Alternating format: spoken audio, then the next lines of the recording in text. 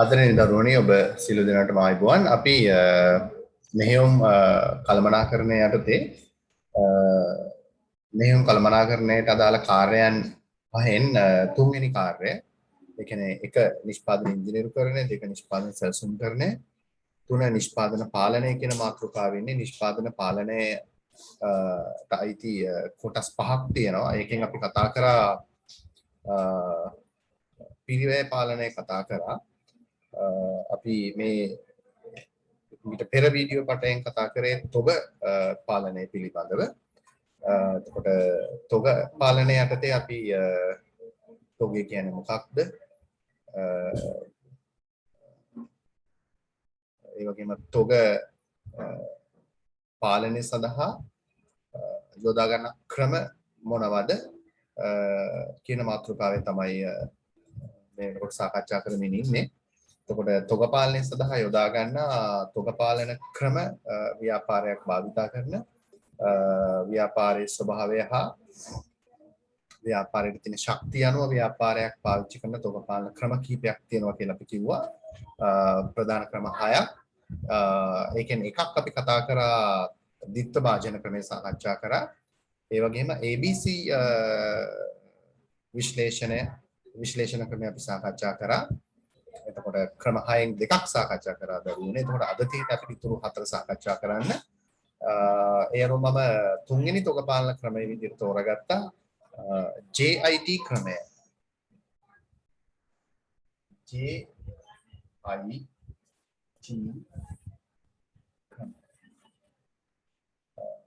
JIT ක්‍රමය මේකට අපි කියනවා JIT ක්‍රමය කියලා. JIT ක්‍රමය.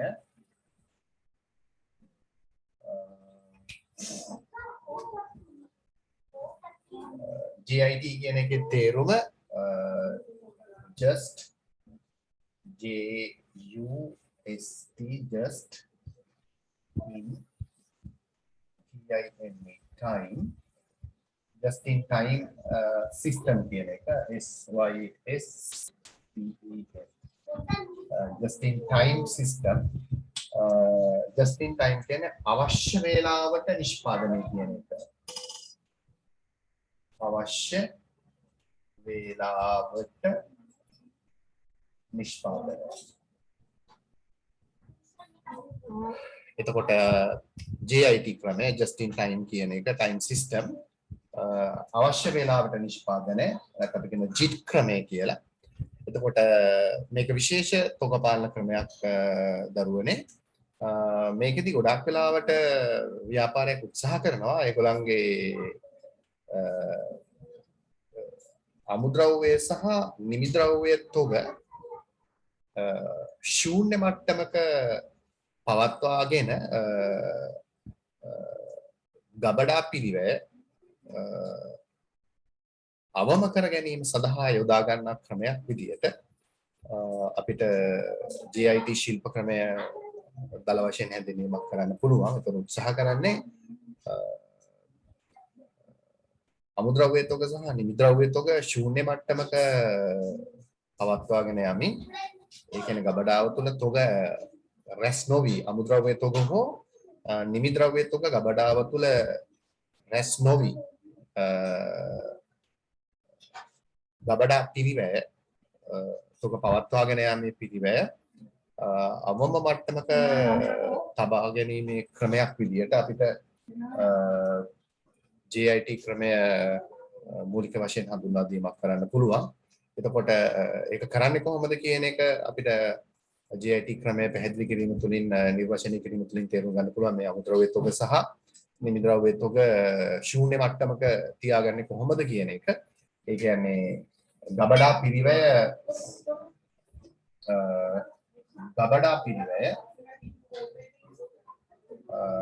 අවම මට්ටමක තබා ගන්න තමයි ඒගොල්ලෝ උත්සාහ කරන්නේ. එතකොට ගබඩා පිරිවැය අවම මට්ටමක තබා ගන්න නම් ඒගොල්ලෝ කරන්න වෙන්නේ අමුද්‍රව්‍ය තොග සහ නිමිද්‍රව්‍ය තොග ගබඩාව තුළ රඳවා ගන්න එක පුළුවන් තරම් අඩු කරන එක. එතකොට මේකෙදි සිද්ධ වෙන්නේ නිෂ්පාදනයට අපි දන්නවා අවශ්‍යයි අමුද්‍රව්‍ය. එතකොට නිෂ්පාදනයට අවශ්‍ය අමුද්‍රව්‍ය අපි කියනවා මේ අමුද්‍රව්‍ය අවශ්‍ය වේලාවට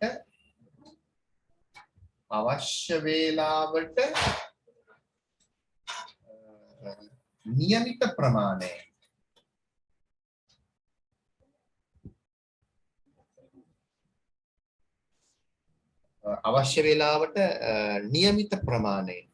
එතකොට නිෂ්පාදනයට අවශ්‍ය අමුද්‍රව්‍ය අවශ්‍ය වේලාවට තමයි ලබා ගන්න.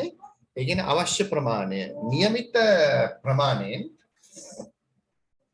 නිෂ්පාදන ක්‍රියාවලියට. එතකොට අමුද්‍රව්‍ය නැතුව නිෂ්පාදන ක්‍රියාවලිය කරන්න බැහැ. එතකොට මේ නිෂ්පාදන ක්‍රියාවලියට අවශ්‍ය වේලාවට නියමිත ප්‍රමාණයෙන්ම අමුද්‍රව්‍ය ලබා ගන්න එක තමයි මේගොල්ලෝ ප්‍රධාන වශයෙන් කරන්නේ. තොග තියාගන්නේ. එතකොට නිෂ්පාදනයට අවශ්‍ය අමුද්‍රව්‍ය අවශ්‍ය වේලාවට තමයි ගෙන්නන්නේ. අවශ්‍ය ප්‍රමාණය නියමිත ප්‍රමාණයෙන් නිෂ්පාදන ක්‍රියාවලියට එකතු කිරීමේ හා එතකොට මෙතනින් එළියට එන නිමවුම. එතකොට ඒකත් ගබඩාව තුළ රැස් කරගන්න ඒගොල්ලෝ අදහස් කරන්නේ නිමවුම එසැනින් වෙළඳපොළට ඉදිරිපත් කිරීම සඳහා අනුභව භාණ්ඩ මොහොතින්ම එසැනින් වෙළඳපොළට යවන්න කටයුතු කරනවා. නිමවුම එසැනින් වෙළඳපොළට ඉදිරිපත් කිරීම සඳහා යොදා ගන්න ක්‍රමයක් අපි හඳුන්වනවා දරුවනේ JIT ක්‍රමය කියලා, JIT ක්‍රමය කියලා.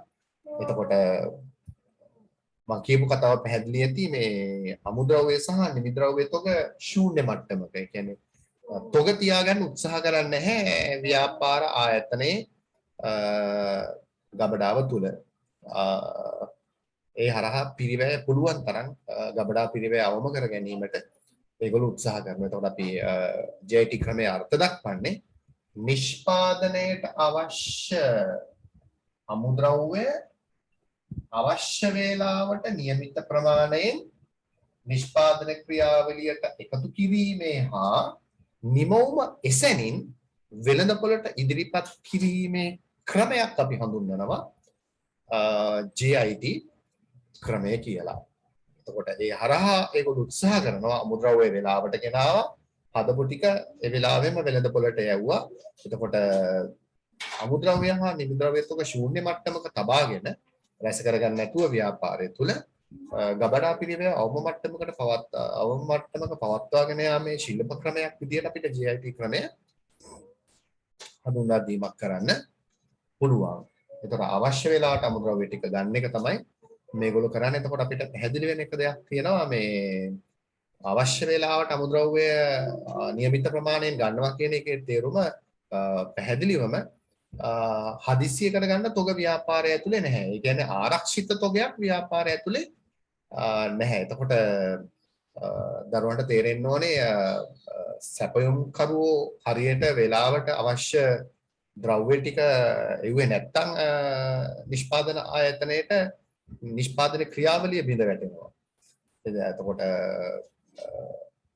සැපයුම් નિયમિત වේලාවට ලබා ගන්න නොහැකුණොත් නිෂ්පාදන ක්‍රියාවලිය බිඳ වැටෙනවා. නිෂ්පාදනයේ ක්‍රියාවලිය බිඳ වැටෙනොත් බෙදා හැරීමේ නිමි භාණ්ඩ වෙළඳපොළට බෙදා හැරීමේ ක්‍රියාවලිය බිඳ වැටීමකට ලක් වෙනවා මේ ක්‍රමයේදී. ඒක නිසා මේ ක්‍රමය අපි කියනවා සැපයුම් කරුවන්ගේ විශ්වාසය සහ නම්‍යතාවය මත තමයි මේකේ සාර්ථකත්වය බොහෝ විට රැඳී තියෙන්නේ. ඒ කියන්නේ අපි පණිවිඩයක් දීපු සැනින් අපිට අමුද්‍රව්‍ය තොග අවශ්‍ය වේලාවට සැපයුම් කරුවන්ගෙන් ලබා ගැනීමේ හැකියාවක් JIT ක්‍රමයේදී අපි සකස් කරගන්න ඕනේ. නැත්නම් මේ ක්‍රමය අපිට සාර්ථකව ක්‍රියාත්මක කර ගැනීමේ යම් අපහසුතාවයක් ඇති වෙන්න පුළුවන්. ඊට පස්සේ දරුවනේ අපි කතා කරමු JIT ක්‍රමයේ තියෙන වාසි සහ අවාසි මොනවද කියන එක ලියා ගන්න ප්‍රශ්නයක්. JIT ක්‍රමය අනුගමනය කිරීමේදී නිෂ්පාදකයෙකුට අත්වන ප්‍රතිලාභ කවරේද? JIT ක්‍රමය අනුගමනය කිරීමේදී නිෂ්පාදකයෙකුට අත්වන ප්‍රතිලාභ කවරේද? JIT ක්‍රමය අනුගමනය කිරීමේදී නිෂ්පාදකයෙකුට අත්වන ප්‍රතිලාභ කවරේද? නිෂ්පාදකයෙකුට අත්වන ප්‍රතිලාභ කවරේද?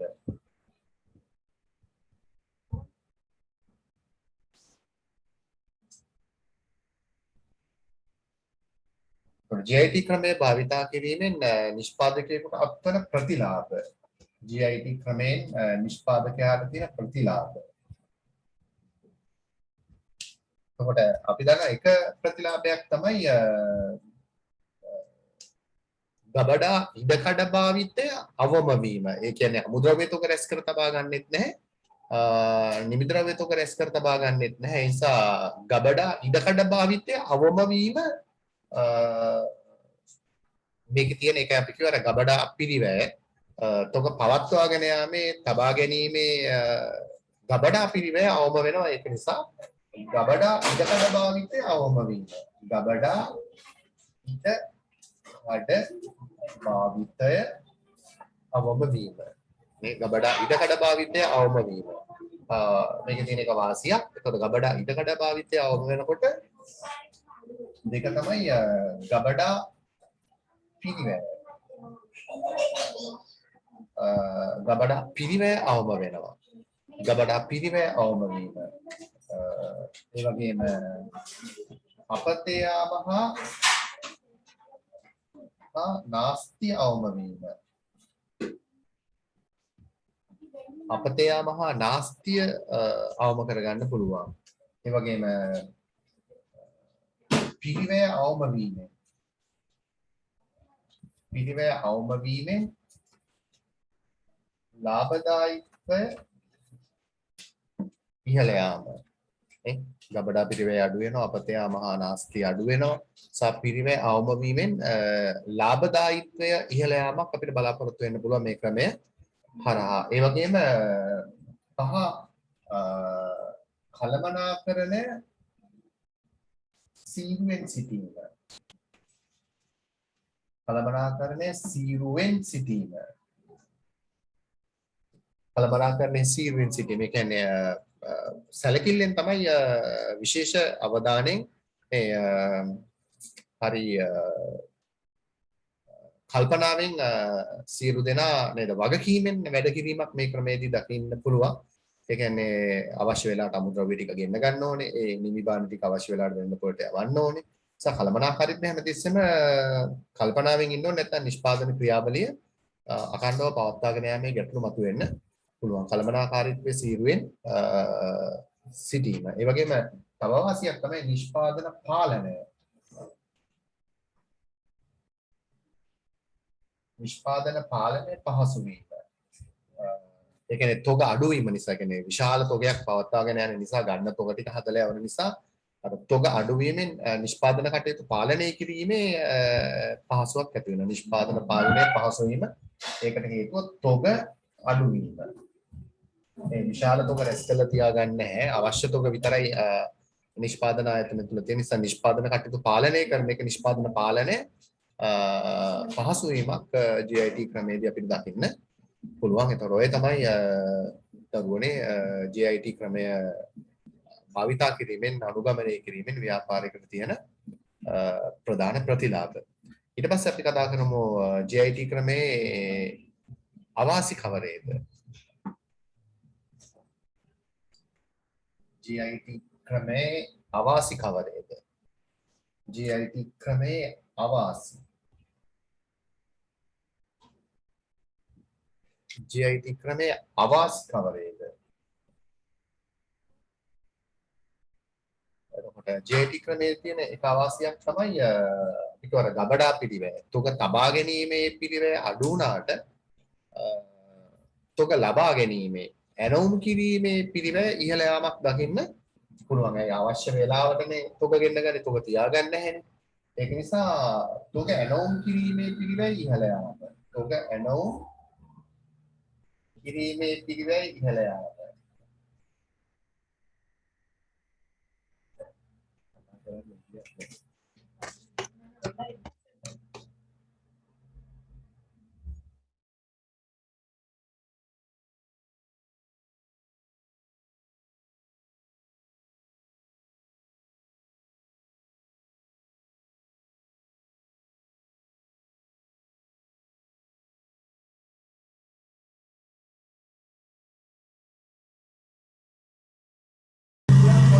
එතකොට තොග ඇනවුම් කිරීමේ පිළිවෙල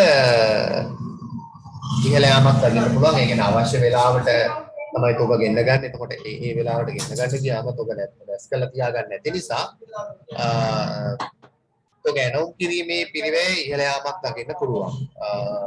ඒ වගේම තමයි ඇනවුම් කරපු තොග වෙලාවට ආවේ නැත්නම් අපි කිව්වා අර ආරක්ෂිත තොගයක් හදිසියකට ගන්න තොග නැහැ. ආරක්ෂිත තොගයක් නොමැති වීමෙන් මේ හදිසියකට තොග ගෙන්න ගන්න පරක් වුණොත් ව්‍යාපාරයට කරගන්න දෙයක් නැතිවීමේ තත්ත්වයක්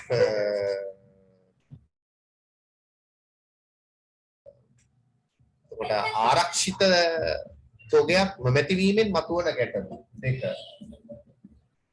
ආරක්ෂිත තොග නොමැති වීමෙන් මතුවන ගැටලු ආරක්ෂිත තොග නොමැති වීමෙන් මතුවන ගැටලු හදිසියට ගන්න තොග නැහැ මේක තියෙන අවාසියක් ඒ වගේම තමයි දරුවනේ මම අර වෙනසින් පැහැදිලි කරා අර සම්පූර්ණයෙන්ම සැපයුම් කරුවන් මත තමයි මේකේ සාර්ථකත්වයේ තීරණය වෙන්නේ. ඒ කියන්නේ හරියට සැපයුම් කරුවන්ගෙන් බහන්න ගෙන්න ගන්න බැරුවගේ සැපයුම් කරුවෝ අවශ්‍ය වේලාවට ඒ ද්‍රව්‍ය සපයන අපොහසත් වුණොත් අදාළ ක්‍රියාවලිය බිඳ වැටීමක් දකින්නට පුළුවන්. ඒක නිසා මේකේ තියෙන අවාසියක් තමයි සැපයුම් කරුවන්ගේ විශ්වාසය සහ නම්‍යතාවය මත යැපීමට සිදුවීම. සැපයුම් කරුවන්ගේ විශ්වාසය හා සැපයුම් කරුවන්ගේ විශ්වාසය හා නම්‍යතාවය මත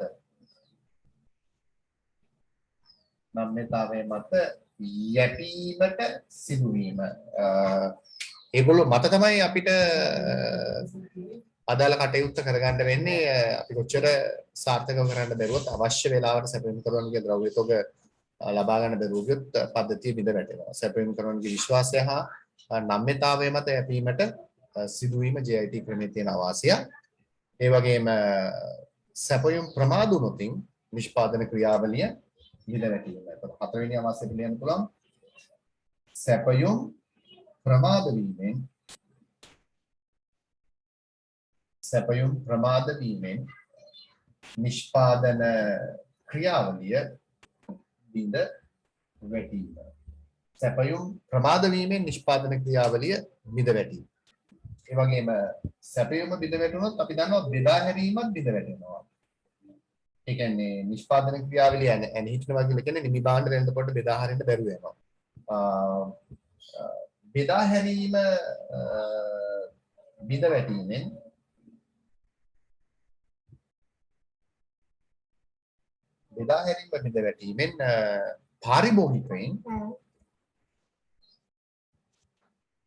පාරිභෝගිකයින් කලකිරීමකට පත්වීම. බෙදා හැරීම බිඳ වැටුණොත් පාරිභෝගිකයින්ට බහන්න කලට වෙලාවට ලැබෙන්නේ නැහැ.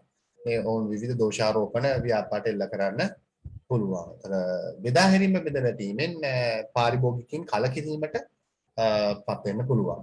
ඒ වගේම තව අවාසියක් අපි කිව්වොත් JIT ක්‍රමයේ තියෙන මහා පරිමාණ පිරිමැසුම් හා වාසි අහිමි වීම. මහා පරිමාණ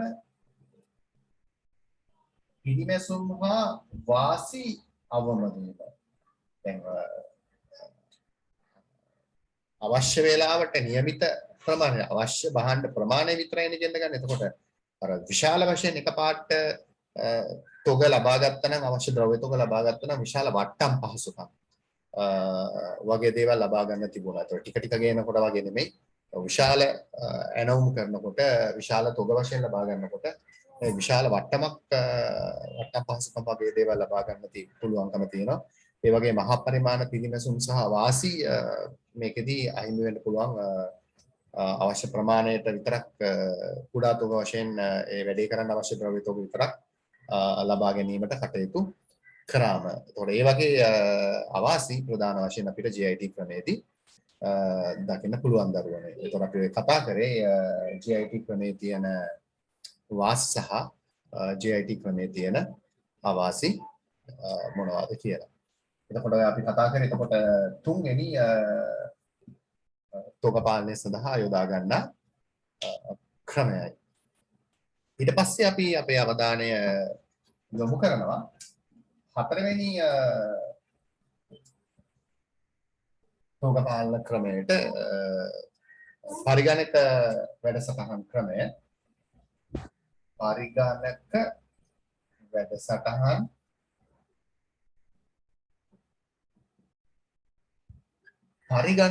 වැඩසටහන් ක්‍රමය හතරවෙනි තොග පාලන ක්‍රමය අපි සාකච්ඡා කරනවා. පරිගණක වැඩසටහන් ක්‍රමය කියන්නේ මොකක්ද කියලා. එතකොට මේක වඩා කාර්යක්ෂම සහ වඩා නිර්වද්‍ය වඩා නිවැරදි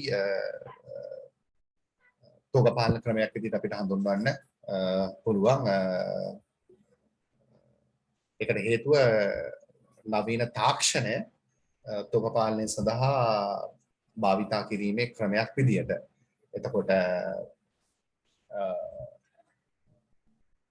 මේකේ තියෙන විශේෂත්වය තමයි ආයතනයට ගැළපෙන විදිහට මේ තොග පාලන ක්‍රමය සකස් කරගන්න පුළුවන්. පරිගණක මෘදුකාංග නිර්මාණය කරන ඉංජිනේරුවරු හරහා ආයතනයට ගැළපෙන ආයතනයේ අවශ්‍යතාවයට ඔබ වෙන විදිහට ඒ පරිගණක වැඩසටහන් තොග පාලනය සඳහා ඒ මෘදුකාංග නිර්මාණය කර ගැනීම හැකියාවක් තියෙනවා. ඒ කියන්නේ ආයතනයට වඩා නම්‍යශීලී විදිහට අපේ ආයතනයටම ගැළපෙන විදිහට වෙන ආයතනයක පරිගණක තොග පාලන සිස්ටම් එකක් ක්‍රමයක් අපේ ආයතනයට ගැළපෙන්නේ අපිට ගැළපෙන විදිහටම අපිට හදා ගන්න පුළුවන් හැකියාවක් තොග පාලනය සඳහා පරිගණක භාවිතා කිරීමෙන් අපිට කරගන්න පුළුවන්. ඒතර අපි කියන්නේ මේ තොග පාලනය සඳහා නිපදවන පරිගණක මෘදුකාංග මේ පරිගණක මෘදුකාංග තොග පාලනය සඳහා නිපදවන ලද කියන්නේ ආයතනයට ගැළපෙන විදිහට නිපදවන ලද පරිගණක මෘදුකාංග භාවිතා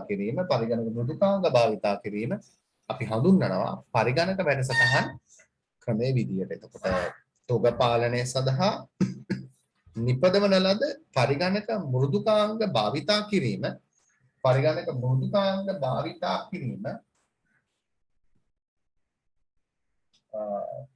වැඩසටහන් ක්‍රමයේ විදිහට නැත්නම් පරිගණක තොග පාලන ක්‍රමයේ විදිහට අපිට හඳුන්වන්න පුළුවන්. එතකොට ආයතනයේට විවිධ ක්‍රම වලට මේ මෘදුකාංග සකස් කර ගැනීමේ හැකියාව තියෙනවා. දැන් උදාහරණයක් විදිහට ගොඩක් දුරට ඔය ස්තම්භ ප්‍රස්ථාර ක්‍රමයට හේම එතකොට මේ පැත්තෙන් ඕනනම් තොග මට්ටම දාලා තොග මට්ටම් මේ පැත්තෙන් අදාළ ද්‍රව්‍ය විදියට මෙන්න මෙහෙම ස්තම්භ ප්‍රස්ථාර වලින් අදාළ දේවල් පෙන්වීමේ හැකියාවක් ව්‍යාපාරයක් තියෙනවා. A ද්‍රව්‍ය, B ද්‍රව්‍ය, C ද්‍රව්‍ය, D ද්‍රව්‍ය. එතකොට ද්‍රව්‍ය ලබා ගන්න අවස්ථාවේදී ඒ සම්බන්ධ තොරතුරු පරිගණකයට ඇතුල් කරනවා. ද්‍රව්‍ය නිකුත් කරනකොට අපි දන්නවා ද්‍රව්‍ය තොග අඩු වෙනවා. ඒ දත් පරිගණකයට ඇතුල් කරනවා. එතකොට ලැබීම් නිකුත් කිරීම ඒ මොහොතේම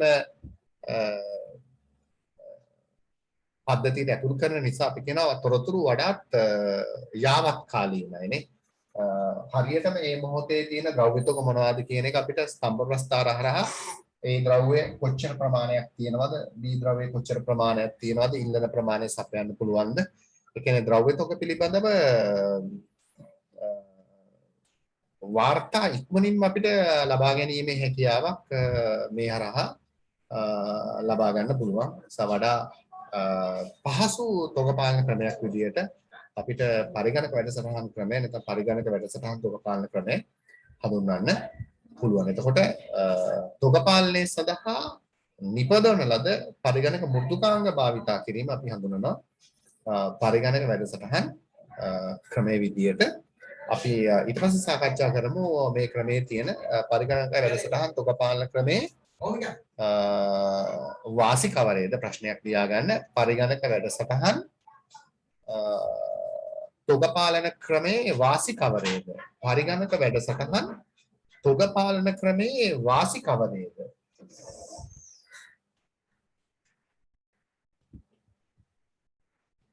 පරිගණක වැඩසටහන් තොග පාලන ක්‍රමයේ වාසි කවරේද? මොකද පරිගණකය භාවිතා කරලා තොග පාලනය කරන එකේ තියෙන වාසි සහ අවාසි. එතකොට පරිගණක වැඩසටහන් තොග පාලන ක්‍රමයේ වාසි ගත්තොත් අපි කිව්වා අපේ වැඩ ඊටාම කඩිනමින් කරගන්න පුළුවන්. ඒ කියන්නේ ඉහළ කාර්යක්ෂමතාවයක් තිබීම. ඉහළ කාර්යක්ෂමතාවයක් තිබීම මේක තියෙන විශේෂ වාසියක් විදිහට අපිට හඳුන්වන්න පුළුවන්. ඉහළ කාර්යක්ෂමතාවයක් තිබීම ඒ වගේම නිර්වද්‍යතාවය ඉහළ මට්ටමක තිබීම. නේ ලේසියෙන් වරදින්නේ නැහැ. අදාළ තොරතුරු නිර්වද්‍යතාවය ඉහළ මට්ටමක තිබීම. නිර්වද්‍යතාවය ඉහළ මට්ටමක තිබීම.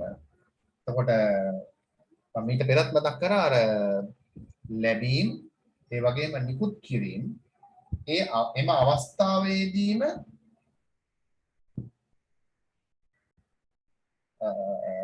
සටහන් වන බැවින් තොරතුරු නිතර යාවත්කාලීන වීම. මේ ලැබීම් නිකුත් කිරීම එම අවස්ථාවේදීම සටහන් වන බැවින් තොරතුරු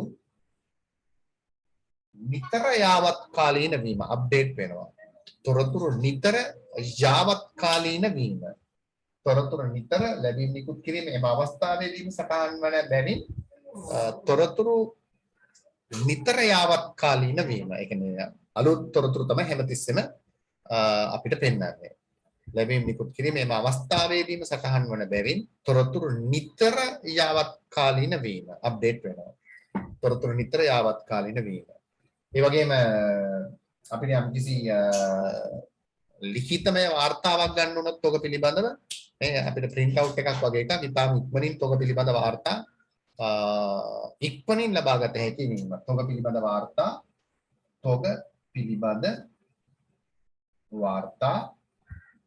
ඉක්මනින් ලබා ගත හැකි වීම. තොග පිළිබඳ වාර්තා ඉක්මනින් ලබා ගැනීමේ හැකියාවක් තියෙනවා අප්ඩේට් වෙලා තියෙන නිසා. තොග පිළිබඳ වාර්තා ඉක්මනින් ලබා ගත හැකි වීම. ඒ වගේම මේකේ තියෙන තව වාක්‍යයක් මම මේකත් මතක් කරා මේ ඉස්සෙල්ලා ආයතනයට ගැළපෙන පරිදි නම්‍යශීලීව සකස් කරගත හැකි වීම. ආයතනයට ගැළපෙන පරිදි නම්‍යශීලීව සකස් කරගත හැකි වීම. මේ ආයතනයට ගැළපෙන පරිදි මේක හදාගන්න පුළුවන් සිස්ටම් එක. ආයතනයට ගැළපෙන පරිදි වඩා නම්‍යශීලීව සකස් කරගත හැකි වීම. අපිට ඕන විදිහටම ආයතනයට ගැළපෙන පරිදි වඩා නම්‍යශීලීව සකස් කරගත හැකි වීම. ආයතනයට ගැළපෙන පරිදි වඩා නම්‍යශීලීව සකස් කරගත හැකි වීමත් පරිගණක වැඩසටහන් තොග පාලන ක්‍රමයේ තියෙන වාසියක් විදිහට අපිට පෙන්නලා දෙන්න පුළුවන්. ඊට පස්සේ අපි අවධානය යොමු කරොත් මේකේ තියෙන අවාසි වලට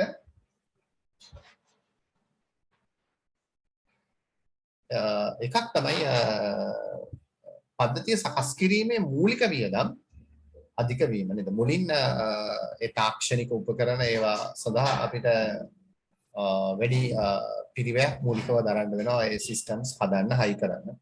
ඒතර පද්ධතිය ස්ථාපිත කිරීමේ මූලික වියදම් අධික වීම එක අවාසියක්.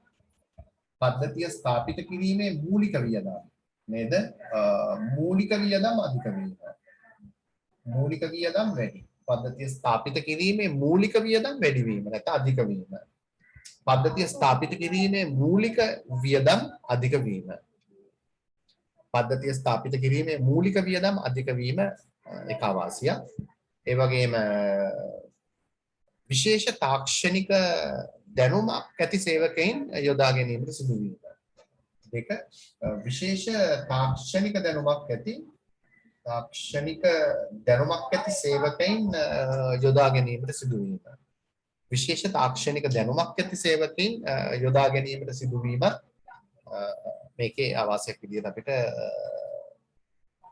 පෙන්ලා දෙන්න පුළුවන්. පුහුණු අය, වැඩ බැරි අය, අවබෝධය නැති අය යොදා ගන්න බෑ.